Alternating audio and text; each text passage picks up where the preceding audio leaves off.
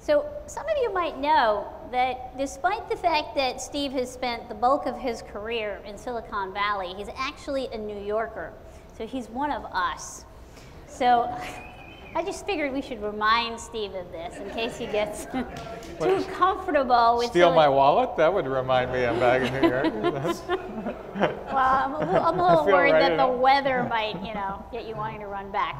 But so Steve, tell us about your childhood in New York. I know you were the son of entrepreneurs. What did your parents do? How did that get you interested in entrepreneurship? Yeah.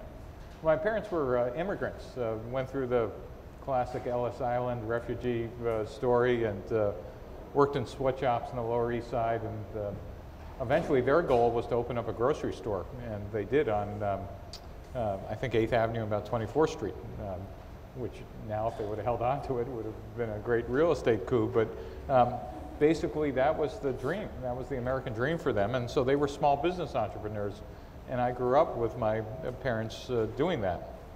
And I have some vague memories of them trying to keep me from falling into the pickle barrel while I was supposed to be shelving stuff, but that's about it. So, I kind of grew up understanding that people own businesses and kind of ran them. I also will still remember forever I'm a New Yorker because when I came out to California, I was appalled and laughed that people actually stood in lines.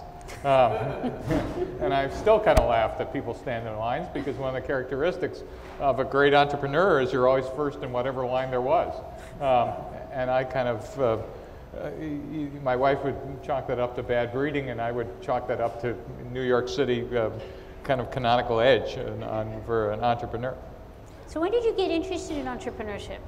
So I was probably ranked as the least likely to succeed in my high school class. I was completely unfocused, had no particular goals, went to the furthest school that would give me a scholarship, which was Michigan State at the time, and like every good Jewish boy in that age, you were supposed to be a doctor, so I was a pre-med.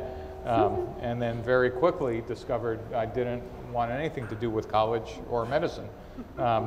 And make a long story short, ended up in one of the less brilliant moves of my career, joining the Air Force in the middle of the Vietnam War, which turned out to be probably one of the most educational experiences I had in my life.